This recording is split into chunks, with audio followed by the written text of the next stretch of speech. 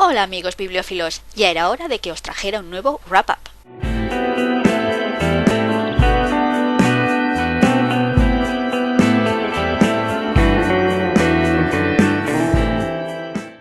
Pues sí, hace mucho que os debía un vídeo sobre las lecturas que había realizado en el mes, de hecho en el mes de julio, que no lo hice porque han pasado muchas cosas, y ahora lo junto con el del mes de agosto, porque tampoco he leído entre todo mucho, han sido 7 novelas, es decir, 6 novelas y una novela gráfica, así que yo creo que en un vídeo me da, suficiente. Ya sé que hablo mucho, pero digo yo que me dará tiempo, sin que os durmáis ni nada. En fin, que me dejo de líos y ya empiezo. La primera novela que leí en julio es Alex, de Pierre Lemaitre. De Pierre Lemaitre leí Vestido de novia, y es el primer libro que había leído de él y me gustó muchísimo. Es un thriller y me encantó. Lo que pasa que tiene algunos fallitos y las 2 últimas páginas de ese libro sobran. Lo digo en serio, yo creo que sobran, yo las quitaba. En cambio, Alex termina, pero por todo lo alto, en serio, termina que quería dar high fives a todos. No, ese es exactamente el sonido que hice al final del libro, en serio, eso es terminar a lo grande, con explosiones de fuegos artificiales. Y la cuestión es que no te lo esperas, porque al principio parece que es un poco random, pero no lo es, luego lo piensas y realmente estaba construyendo toda la narración hacia esto, solo que no te dabas cuenta. Es una especie de... para que no te lo esperes, porque no te lo esperas, creedme, y toda la novela es un poco así. En toda la novela exactamente no sabes lo que está ocurriendo, no en el mal sentido, sino que sabes que hay un misterio, sabes que hay algo que no te está contando, pero no sabes lo que es, y ocurren cosas y siempre vas un poco como con el pie cambiado y dices, vale, pero ¿por qué exactamente está ocurriendo todo esto? Y luego al final lo entiendes y es como, vamos, es genial. Cuando lo entiendes, cuando atas todos los cabos, es como wow. Porque además Pierre Lemaitre, en estos 2 libros que he leído suyos, tiene muy mala leche, muy mala idea, en serio, tiene una especie de perversidad o crueldad incluso con sus personajes, pero también con el lector. Es decir, hace pasar a los personajes por ciertos momentos en los que tú te angustias, pero es una especie de angustia buena, de eso que lo estás pasando mal, pero quieres seguir leyendo, no puedes parar. Pues eso mismo. Y hay una escena, sobre todo una escena en la primera parte del libro, que lo pasas muy mal porque ratas, por favor, ratas. Y no os voy a contar mucho de qué va, porque la sinopsis del libro es curioso porque te cuenta la primera parte del libro. Solo que no te cuenta como lo más importante, pero sí te cuenta lo suficiente como para que esa escena de las ratas pues igual no sea tan angustiosa. Así que yo aconsejaría no leerlo, y entonces os explicaré que Alex nos cuenta la historia de cómo un día, una noche, a esta chica llamada Alex la secuestra alguien y la encierra en un sitio, y cómo el detective Camille Verhoeven tiene que intentar averiguar dónde está y encontrarla y todo eso. Es lo único que os voy a decir, porque es lo único que necesitáis saber, y con eso ya está. El libro es muy entretenido, tiene un ritmo muy bueno. Ahora bien, Pierre Lemaitre escribe, lo suyo son novelas bastante psicológicas, frases cortas, intentar introducirse mucho en el pensamiento de los personajes, y no es para todo el mundo, pero a mí me encantó. En serio, a mí los thrillers de este hombre me gustan mucho. Que claro, yo tampoco no soy una experta porque no leo muchos thrillers, pero quiero decir que están muy bien. Lo único malo de esta novela es que es la segunda novela de una saga, una trilogía, creo, de libros protagonizados por este Camille Verhoeven. Y el primer libro, Irene, no lo leí, y este segundo libro te cuenta absolutamente lo que pasa en el primer libro. Te hace un spoiler ahí total, y entonces si queríais leer antes el primer libro de esta trilogía o de esta saga, pues no leáis Alex, porque Alex en serio os va a destripar todo lo que pasa en el libro anterior. Y eso yo no lo sabía, pero bueno, tampoco me molesta tanto porque todavía tengo el tercer libro y Alex me gustó mucho. El siguiente libro que leí es El día que España derrotó a Inglaterra, de cómo Blas de Lezo, tuerto, manco y cojo, venció en Cartagena de Indias a la otra armada invencible, de Pablo Victoria. Bueno, con el título ya sabéis de qué va y cómo termina y todo, ¿no? Sí, es casi peor que el título completo de Robinson Crusoe de Daniel Defoe, que no sé si conocéis el título completo del primer título de Robinson Crusoe, que es, bueno, larguísimo, no sé ni cómo lo pedía la gente en las tiendas.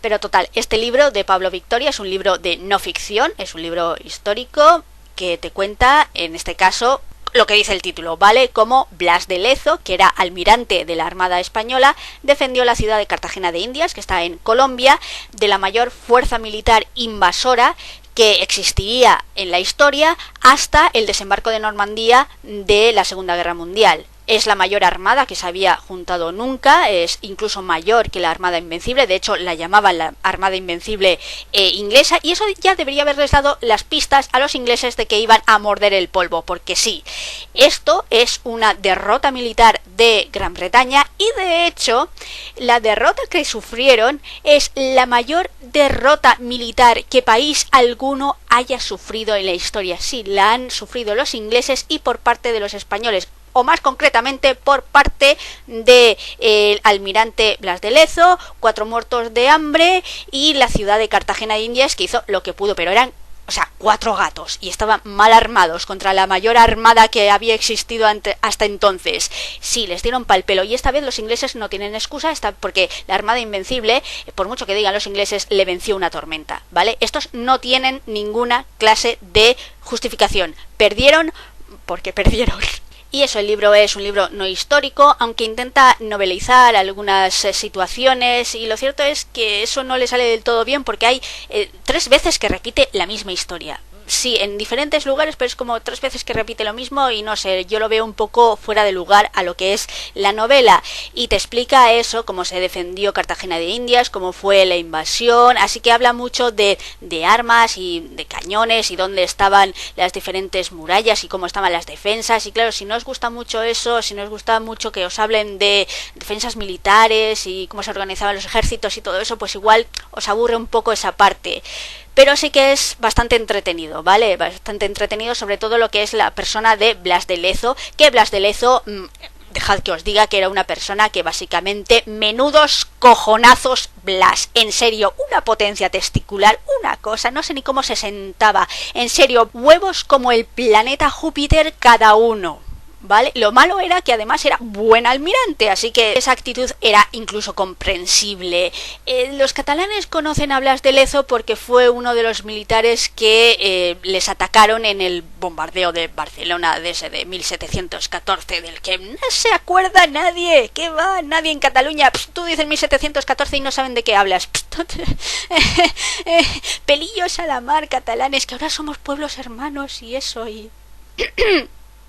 Que total, que Blas de Lezo era un personaje, era un gran almirante, y lo cierto es que su persona se olvidó un poco de la historia, y este libro intenta paliar eso. Porque los ingleses perdieron, y es hora de que alguien lo dijera.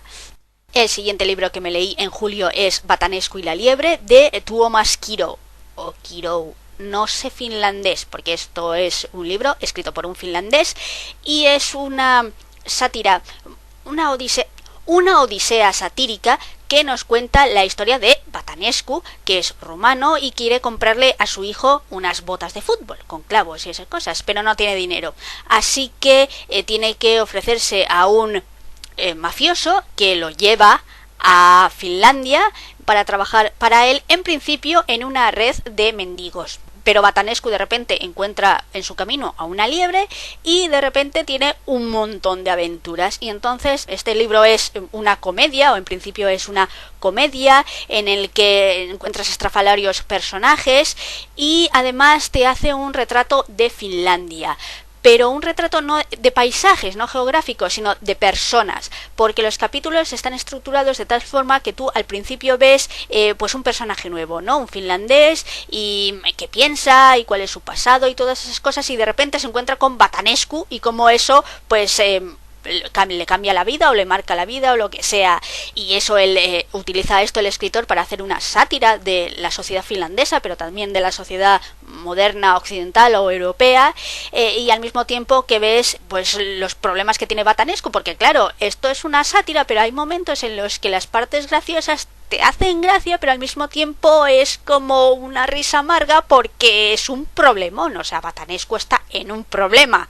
Lo que cuenta lo está contando como de forma graciosa, pero lo que cuenta es un drama. O sea, lo que está pasando Batanescu es un drama, ¿vale? Y claro, tiene esas partes donde sí te puede hacer gracia y te hace gracia, de hecho, en algunos momentos mucho, pero al mismo tiempo estás diciendo, joder, Batanescu, macho. Pero es una novela muy entretenida y que además te habla de problemas muy actuales. Tiene muy mala leche, eso es cierto, pero a mí me gustó. O sea, lo leí en un pispás, lo leí muy fácil.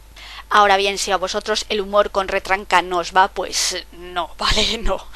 El último libro que me leí en el mes de julio es La sombra del Kasha, de Miyuki Miyabe, porque ¿qué sería de este canal sin al menos un libro japonés? Y aunque el libro dice que es un thriller, no es un thriller, es un libro que va sobre una investigación, en este caso detectivesca, aunque la realiza un policía que está de baja porque le dispararon en una pierna, y entonces le viene un sobrino suyo, bueno, de parte de su esposa que murió, y este sobrino le dice que tenía una prometida y que trabajaba él en un banco, y que cuando le propuso que tuviera una tarjeta de crédito porque ella no la tenía, resulta que descubrió que le habían declarado en bancarrota personal, por lo cual no puede tener tarjetas de crédito, y cuando él le habló a ella sobre esto, pues al día siguiente va y ella desaparece, y quería que este hombre, este policía de baja, pues investigara al respecto. Que tú dices, yo ahí no veo nada bueno, pero vale. Y este policía poco a poco va investigando y nos habla esta novela de una parte de la sociedad japonesa que tal vez no conozcamos tanto, y es como en los años 90 pues estaba Japón en una dinámica muy de consumismo y había mucha gente que debía mucho dinero, porque cuanto más leo sobre Japón más me doy cuenta que se parece mucho a España. Quiero decir, nuestras culturas son diferentes, pero en algunos casos nos parecemos.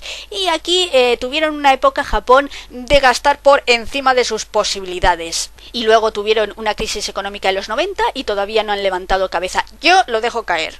Y total, esta novela nos cuenta de que hubo mucha gente que no pudo hacer frente a las deudas, porque el sistema japonés y el sistema capitalista en Japón estaba establecido de tal forma que se incentivaba mucho gastar con tarjeta de crédito, y entonces pues la gente se metía en unas deudas increíbles, que además le debían al banco, y luego para pagar la deuda del banco se endeudaban con usureros privados, y ya cuando no podían con la deuda que además les debían a los usureros privados, pues ya le pedían dinero a los yakuza, que como comprenderéis no es una buena idea, porque aquí los bancos son crueles e insensibles y te pueden dejar en la calle con 2 hijos, pero todavía al Santander no se le ha ocurrido, no sé, que tu hija mayor se prostituya para pagar la deuda. Dejadles un poco más y mejor no doy ideas, pero que quiero decir que la yakuza, ¿vale?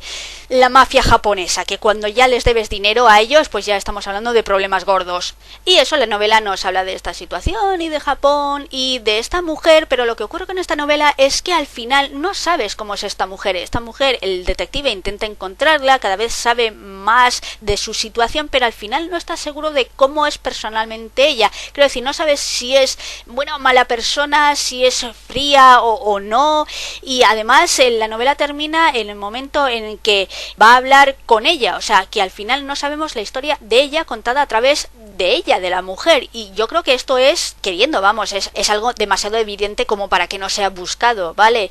Pero esa parte no me gustó tanto porque yo realmente quería saber cómo era esta mujer o lo que le ocurrió desde el punto de vista de ella, pero bueno, la historia es lo que es, pero es entretenida y se lee bien, y para pasar el rato sí, no está mal. El primer libro que me leí en agosto es El vuelo del hipogrifo, de Elia Barceló, que de Elia Barceló ya había leído antes y reseñado Hijos del clan rojo, si no me equivoco, que es más juvenil, pero esta novela se supone que es adulta, y sí que veo bastantes similitudes entre dos, porque sí son de fantasía y ambos hablan como de otros mundos, pero bueno, ahí es donde separan las similitudes. Bueno, sí, en que la personaje principal también es una mujer, pero bueno, ahí dejo las similitudes.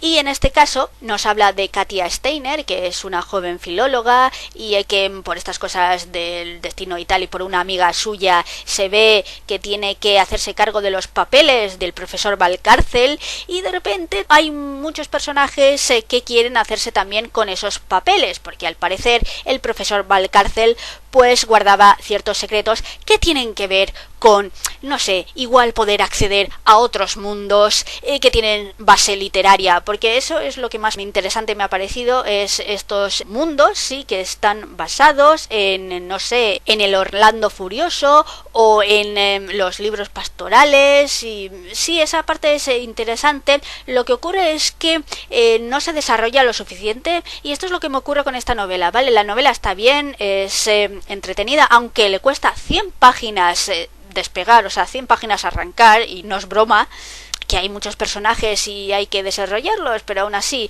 y lo que ocurre es que esto que haya otros mundos no está muy desarrollado, los personajes tampoco son muy planos, pero tampoco son tan complejos como querrían serlo, y al final ocurren cosas y exactamente no sabes por qué ocurren, porque los personajes no son tampoco tan complejos ni están tan bien desarrollados, y a veces parece que quiere seguir o quemar trama, pero tampoco lo consigue del todo, y es como está a medio camino entre varias cosas sin ser ninguna de ellas. Y no es que sea un mal libro, ¿vale? Es entretenido y tiene ideas buenas, pero yo creo que no las desarrolla del todo bien, aunque está bien escrito, eso lo tengo que decir, si bien la escritora no es buena con las escenas de acción, que como he leído esto, Hijos del Clan Rojo, que es posterior, es un libro posterior, debo decir que haya mejorado.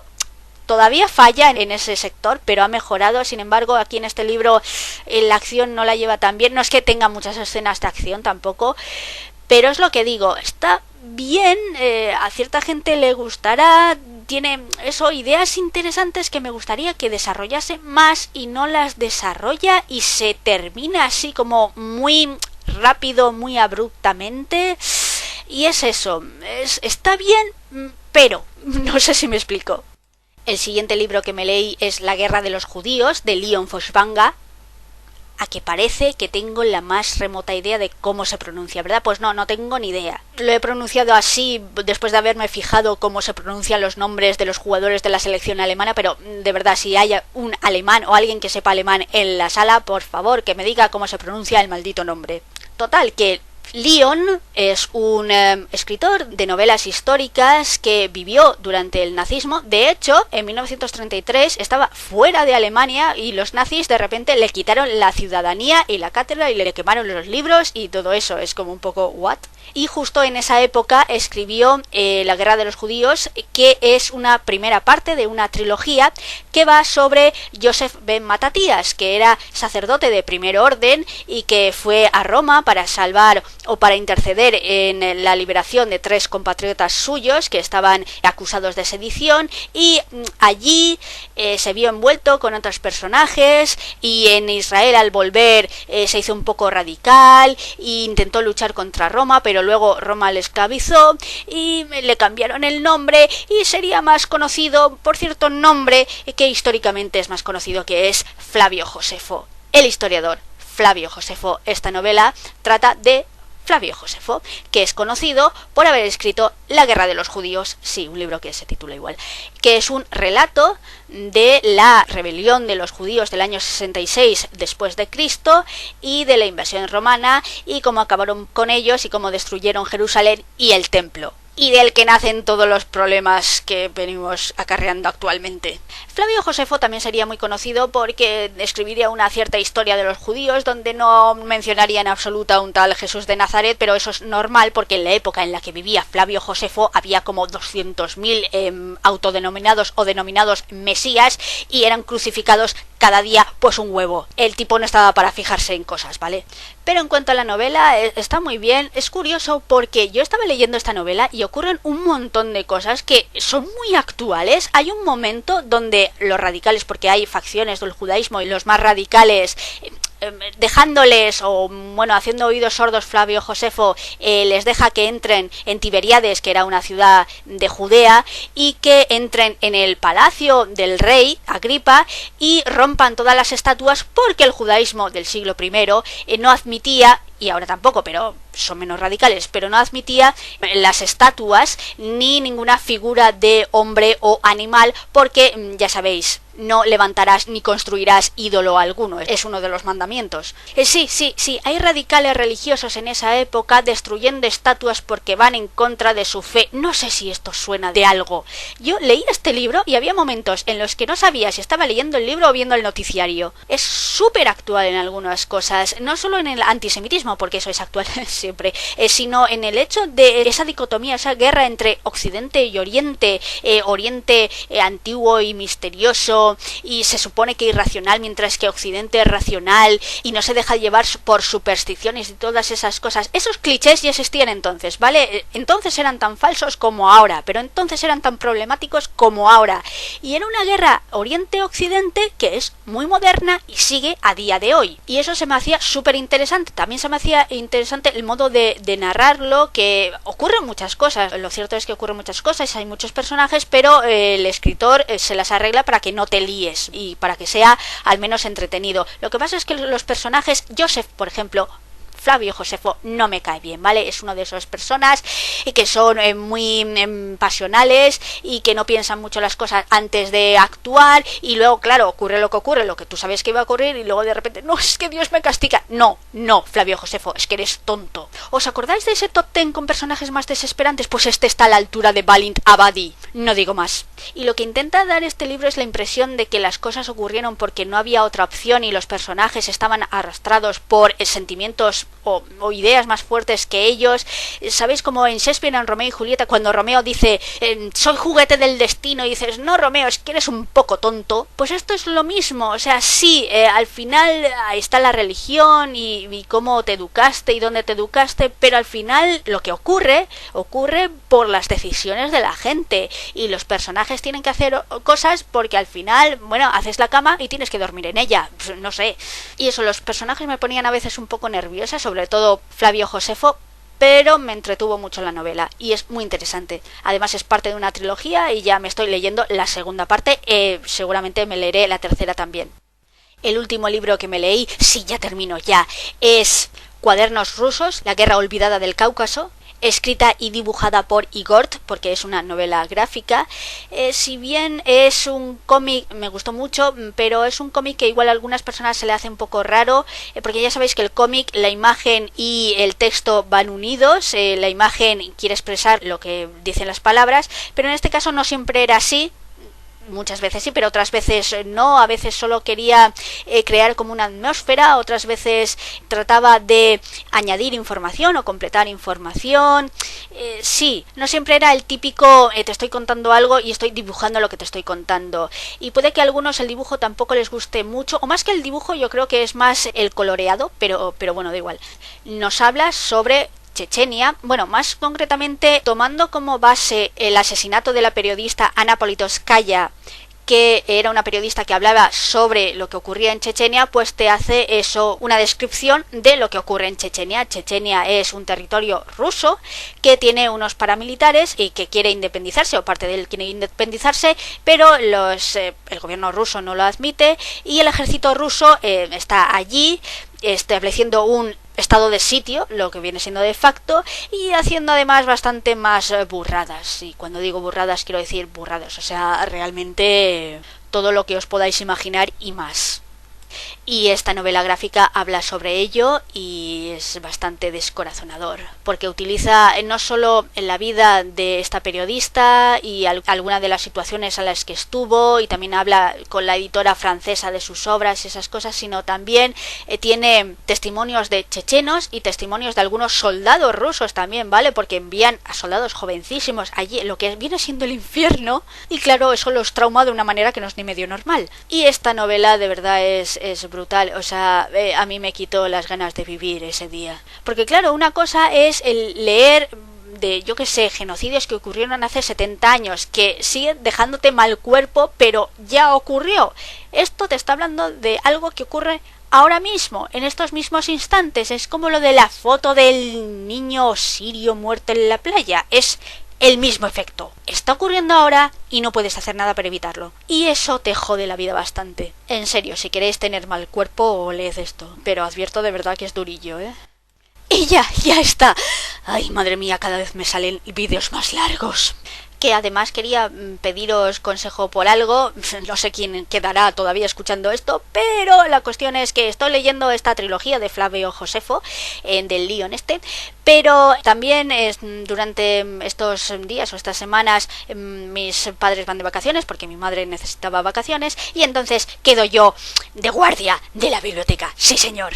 Y hay 2 títulos que ha comprado mi padre hace poco y que me interesan y entonces me da igual leer uno que otro y entonces en vez de, ya sabéis, darle, no sé, utilizar una moneda, pues he decidido dejemos que los oyentes del canal decidan ahí en los comentarios y que votéis. Y los 2 libros son El Eterno, de Johannes Farr, y 1356, de Bernard Cornwell. En cuanto a la sinopsis de El Eterno, nos dice que Jonas, joven violinista judío, muere en una batalla en 1917 y, para su desgracia, regresa a la vida en forma de vampiro. Desde entonces solo tiene una obsesión, reencontrarse con el amor de su vida, Yelena. Su nueva vida de vampiro, sin embargo, le trae complicaciones, pues tiene que beber sangre para alimentarse, lo cual le hace sentir tremendamente culpable y deprimido. Casi un siglo después, Jonas vive en Nueva York y encuentra en Rebecca Streisand, una psicoanalista que acaba de quedarse viuda de una famosa estrella de rock, una figura que le ayudará a superar su soledad y su culpabilidad. Después de tantos años, tal vez sea posible vivir en armonía con sus demonios. Ya sabéis, los que lleváis un tiempo en el canal, que a mí los vampiros no me gustan mucho y los vampiros emos aún menos, pero yo leí esto, ya sabes, de lo que suelen decir los periodistas, que me dejó un poco what, y porque dice que es formidable. Tenemos a Nosferatu revisitado por Woody Allen y Stephen King. Y esto, admitámoslo, me dejó un poco a cuadros y con curiosidad.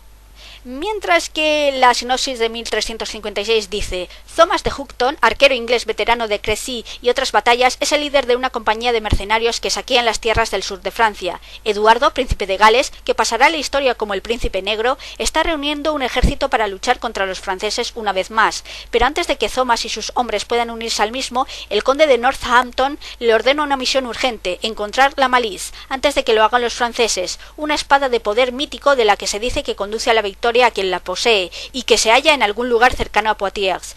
Pero todos, el grupo de Thomas, sus enemigos y la malice, serán engullidos por la extraordinaria confrontación que se prepara entre el poderoso ejército francés del rey Juan y el más reducido contingente inglés con sus temidos arqueros.